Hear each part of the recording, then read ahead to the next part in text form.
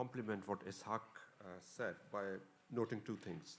Firstly, to really provide a very quick recap of what we tried to do during the last 2 days. And secondly, to place all of this in the evolving political economy literature and indeed the political economy of the Middle East. So very quickly, many of the papers that are part of this project, in a sense, have the necessary ingredients to create, to set the terms of the debate in terms of moving beyond Stephen Haidman's work on networks of privilege. And in fact, it's, I think, probably one of the very few projects that combines quantitative and qualitative data in the study of crony capitalism.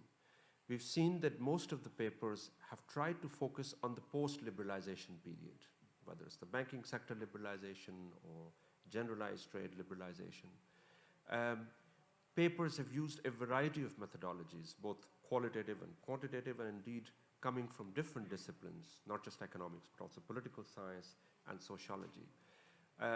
Most of the papers actually tried to combine qualitative data on cronies, and it entailed a lot of time in terms of constructing those databases, and then combining them with some quantitative aspects, variables regarding firms or sectors and so on and so forth.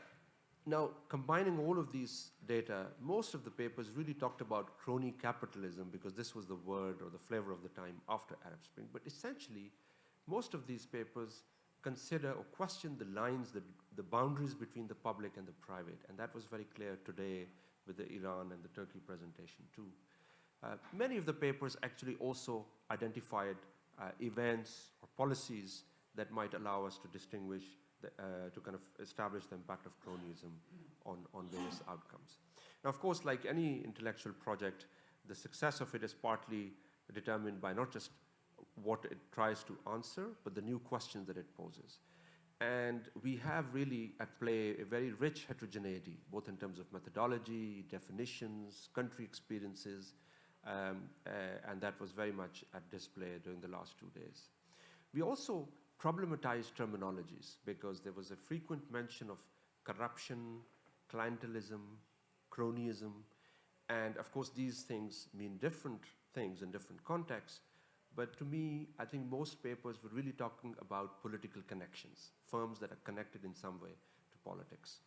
There was also a discussion about how we measure cronyism.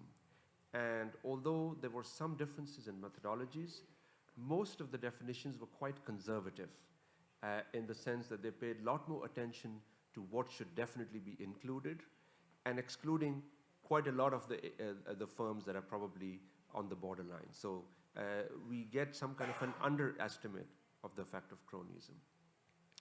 And most papers actually, even if they do not explicitly state it, they are essentially they're providing us insights about the evolving political settlements. We may need to spell that out further, but indeed, particularly if you look at the Lebanon paper, the Turkey paper, they're certainly talking a great deal about how these political settlements are evolving and how the nature of economic power is shifting.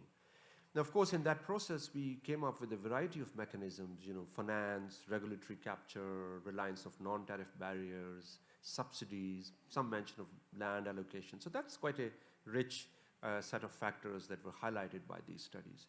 And indeed, some of the studies, particularly the one by Ishaq and Mark yesterday, were able to pin down precise impact on outcomes, productivity, job creation, innovation. So I think we now have some very clear ways in which cronyism might affect, although not a very comprehensive picture, but in certain cases, very clear estimates.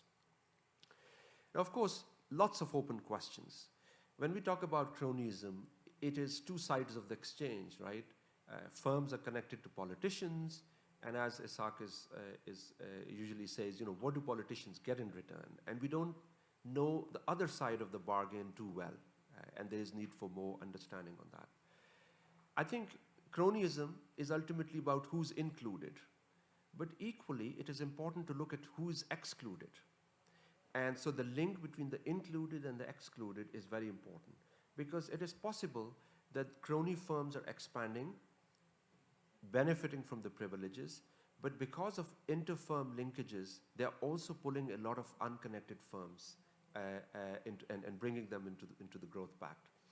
That's certainly been the case in East Asia, but we do know for a fact that in the Middle East, linkages between firms are relatively weak. But I think we need more projects, more studies to kind of understand what are the nature of inter-firm linkages. Okay, now I have few political economy kind of insights building on what Ishaq said. And having taught political economy for 8 years, I was thinking about what are the 2 or 3 things that are really relevant for this discussion today. And so my humble submissions are as follows. If you look at North's work, one of the things he says, and I quote, "In the early stages of development, all economic organizations are also political organizations." I think that's very true and kind of goes to answer your question. Secondly, the political economy literature tells us that this move from underdevelopment to development is a move from a world of personalized exchange, that's the world of cronyism, to a world of impersonal exchange. So that we know very well, this is the move. Then how does this move take place? The third aspect that North and company highlight is that any process of institutional change usually begins as an incentive-compatible process for the elites, which means the elites find it helpful for them to expand the pie. And this is what this slide tells you. You know, you look at this history about the Glorious Revolution in England, the Whig coalition in England that James Robinson and others talk about, they benefited from the process because they owned factories and they favored policies that increased the pie for them. The same is true for Chinese Communist Party. And in a sense, Turkey's example today also kind of shed further light on that. And I'll finish by talking about a third aspect of political economy, which is central. It's been highlighted by Ishaq. But I would add to Ishaq's discussion that rents are absolutely crucial to this process. But typically we've understood rents as necessarily harmful for development. And indeed, quite a lot of cronyism is about generating rents for unproductive sectors. But actually, you need to create rents for productive classes. This is what all of East Asian industrial policy was about. They created rents for those who could expand the productive frontier. But there were 2 other aspects of the East Asian cases that we don't emphasize enough. One, that you need to generate rents for unproductive classes as well. And these are what we call cooperation contingent rents, to make sure that they don't spoil the process. And second, you need rent sharing arrangements.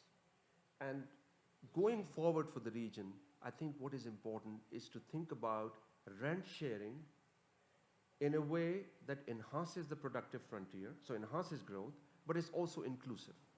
So before I finish, to give you an example of how rents were generated for the unproductive classes, you can think about lots of different arrangements. So I looked at it yesterday night and discovered a few examples. So if you look at the technological dynamism in large conglomerates in Japan, they coexisted with key rent-sharing arrangements with other political parties like the Japanese LDP.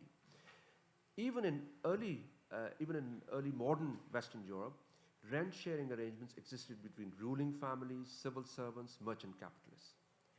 Fast forward to the East Asian experience, again, there was clientelism in Thailand, Indonesia, Malaysia, and in particular in Malaysia, you had redistributive rents given to ethnic Malays and Malay middle classes in a way that would keep them part of that process and not become spoilers. So this is where I would really like to end, is to emphasize that the process of development requires this rethinking about what is the nature of the rents, are they being created for the productive classes, and how you need to create some rents for the unproductive sectors of society just to make sure that they don't disrupt the growth process. And finally, to create arrangements to share those rents more widely in a growth-enhancing fashion.